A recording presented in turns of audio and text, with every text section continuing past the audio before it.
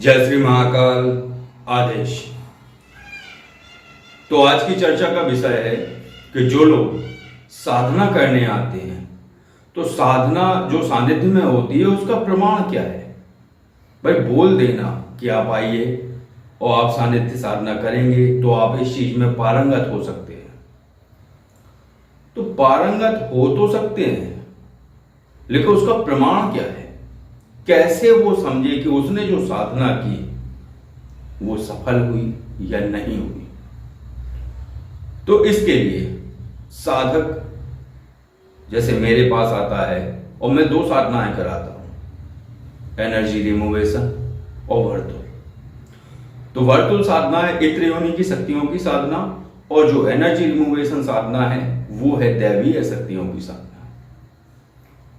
तो दैवीय शक्तियां कौन कौन सी हैं?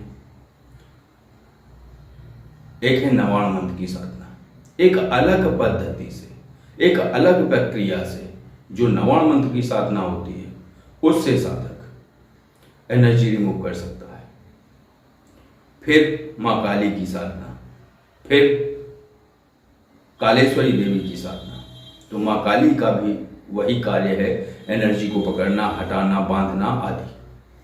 और जो कालेश्वरी देवी है, तो कालेश्वरी देवी की साधना इसलिए इस साधना के साथ जोड़ी गई है क्योंकि साधक जो नए साधक होते हैं और साधना करके जो सिद्ध बनते हैं तो उनको इतनी परिपक्वता नहीं होती कि वो हर चीज याद रख सके। कहीं ना कहीं चूक की संभावना होती है। और चूक ऐसी कि उन्होंने किसी के ऊपर से एनर्जी हटाई या किसी एनर्जी को पकड़ा, किसी कारणवश मंत्र सही नहीं हुए या प्रार्थनाएं सही नहीं हुई या कहीं ना कहीं कोई चूक हो गई तो ऊर्जा छूट जाती है। और जब वो छूटती है तो सबसे पहले उस पकड़ने वाले के ऊपर, उस तांत्रिक के ऊपर अटैक करती है। और अगर उस तांत्रिक का वो कुछ नहीं बिगाड़ पा रही है तो फिर उसके प्रियजनों के ऊपर वो अटैक करती है। तो ये सबसे ज्यादा घातक होता है। कोई भी स्थिति बन सकती है। तो इसलिए जो मां काली हैं, जो मां कालेश्वरी हैं, वो बहुत तीक्ष्ण स्वरूप है। वो उनके जो मंत्र जाप हैं, वो जो हवन विधान है, वो एक अलग प्रक्रिया द्वारा कराया जाता है। तो वो क्या करती हैं कि वो उस तांत्रिक को या उस साधक को ऊर्जा की नजरों से गायब कर देती हैं। उस ऊर्जा को कभी नहीं पता चलता कि उसको किसने रिमूव किया। अब इसका प्रमाण, कुछ लोग हंसेंगे, ये कैसी बात है, मनगढ़ंत बात। तो ये कोई ऐसी बात नहीं है। ये ऐसा है कि आपने महादेव का एक महामृत्युंजय कवच है, उसमें आप पढ़िए, एक श्लोक है, उसमें लिखा हुआ है युद्धारंभे पठेत्वदमष्टाविंशति बारकम युद्ध मध्य स्थिता शत्रु सद्या सर्वैन दृश्यते। अर्थात जो व्यक्ति इस महामृत्युंजय मंत्र स्तोत्र का जाप करता है उसे शत्रु देख नहीं पाता है। यानी कहने का मतलब है शक्तियां उसको आदर्श कर देती हैं। तो जो चर्चा हो रही थी कालेश्वरी देवी की, तो कालेश्वरी देवी उन ऊर्जाओं के लिए उसको, उस साधक को आदर्श कर देती हैं। और उसके जब उसको आदर्श कर दिया तो उसके परिजन स्वतः आदर्श हो गए उस ऊर्जा के लिए। तो ऊर्जा नहीं पता, और अगर किसी कारणवश कालेश्वरी देवी की ऊर्जा कम पड़ जाती है, उनका आप जाप नहीं करते हो, तो फिर क्या होता है कि वो कवच लगा देती है। क्योंकि अगर कोई तंत्र प्रयोग कर रहा है आपके ऊपर, ये तो ऊर्जा की बात हो गई, ऊर्जा के लिए तो आप आदर्श हैं, लेकिन अगर कोई तंत्र प्रयोग कर रहा है तो वो आप पर और आपके परिजनों पर कवच लगा देती है। तो ये हो गई 3 साधना। चौथी साधना है कपाली भैरव बाबा के साथ। तो कपाली भैरव बाबा काट कर देते हैं समस्त तंत्रों का जो कि उस साधक के ऊपर किया जा रहा है या किए जाने वाले हैं, उन सभी।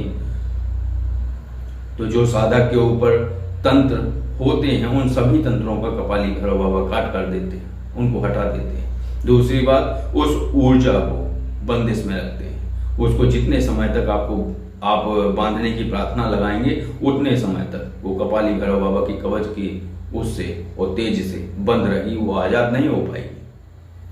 और 5वीं साधना है प्रथम चरण शोधनी देवी साधना। तो इस साधना से आप ज्यादा प्रश्नोत्तर नहीं कर पाएंगे। इस साधना से केवल आप, जैसे सामने वाले को मानसिक बीमारी है या वास्तव में एनर्जी है, तो इस चीज को समझने के लिए आप शोधनी देवी का आह्वान करेंगे। वो जो प्रथम चरण शोधनी है वो हाँ ना में उत्तर देती है। तो आपने आंख बंद की, उनका आह्वान किया और पूछा क्या इसके ऊपर वास्तव में नकारात्मक ऊर्जा है? तो उत्तर अगर आता है हाँ तो है, उत्तर आता है नहीं तो नहीं है। इन 5 साधनाओं के बाद एक और बात होती है, विशेष बात, कि जब आप किसी के ऊपर से नकारात्मक ऊर्जा को खींचेंगे, हटाएंगे या बांधेंगे, तो वो व्यक्ति खाली हो गया। खाली तो हो गया, लेकिन उसका जो ओरा है वो निश्चित रूप से कमजोर रहा होगा, तब तो इस ऊर्जा ने उसको पकड़ा। तो जब इसके ऊपर कोई ऊर्जा ना रही, वो ओरा कमजोर है, तो अगर वो इधर उधर गया, इधर उधर का मतलब है बाहर गया या ऐसे क्षेत्र से गुजरा जहां नकारात्मक ऊर्जाओं का वास है, तो कोई नकारात्मक ऊर्जा उसको फिर पकड़ लेगी। तो इसका क्या उपचार करें? और लोगों को लगेगा ये हटा नहीं पाए, वो दोबारा आ गई, वो नहीं आई, वो तो बांध ली गई। दूसरी नकारात्मक ऊर्जा ने खाली स्थान देखा और वो बैठ गई। तो उसके लिए क्या किया जाए? तो उसके लिए एक विशेष कवच निर्माण पद्धति बताई जाती है। तो उस कवच निर्माण करने पर आप उस कवच का निर्माण करेंगे, जिसकी नकारात्मक ऊर्जा हटाएंगे। हटाने के बाद उसके लिए कवच बनाएंगे और उसको कवच पहना देंगे, तो उसका जो ओरा है वो ओरा से कोई लेना देना नहीं है। जब आप कवच उसको पहना देंगे तो कवच पहनने के साथ ही कोई भी नकारात्मक ऊर्जा उसके शरीर को नहीं पकड़ पाएगी। लेकिन उसको आपको बोलना है कि आप प्रतिदिन 11 माला नवाण मंत्र का जाप करें। तो 6 से 8 महीने वो कवच काम करेगा, चाहे सोर हो, सूतक हो या कोई भी स्थिति हो, लेकिन वो खंडित नहीं होगा 6 से 8 माह। इसके बाद उसकी ऊर्जा सुसुप्त हो जाएगी। तो 6, 7, 8 माह वो जाप करेगा 11 माला नवाण मंत्र का, तो उसका ओरा भी प्रचंड हो जाएगा। तो फिर कोई भी नकारात्मक ऊर्जा उसको नहीं पकड़ पाएगी। जो एनर्जी रिमूवेशन साधना है, उसका सरल तरीके से जो जानकारी आप चाहते हैं, उसकी जानकारी आपको दी गई है, यही है। तो इस साधना को करने से जितने साधक आए हुए हैं सभी ने लाभ प्राप्त किया, सभी ने उसमें पारंगत हो रहे हैं। अब वो बात अलग है कि किसी के पास 5 केस आए हैं 2 महीने में, किसी के पास 10 केस आए हैं, सभी लोग कर रहे हैं। बस इसमें यह है कि ऊर्जा का लेवल, ऊर्जा का तालमेल बनाए रखना होता है। तो बस ये जो चर्चा थी ये एनर्जी रिमूवेशन साधना के बारे में थी, और इसके बारे में आप विस्तृत रूप से जान गए होंगे। तो ये साधना मैं सानिध्य में कराता हूँ, काफ़ी लोग करके गए हैं और उनके अनुभव और उनकी अनुभूतियाँ समय समय पर आप लोगों के समक्ष होती हैं। वीडियो के माध्यम से आप सभी उस चर्चा को सुनते हैं और उन अनुभूतियों को सुनते हैं। तो बस आज की चर्चा इतनी ही थी। तो आज की जानकारी आपको कैसी लगी?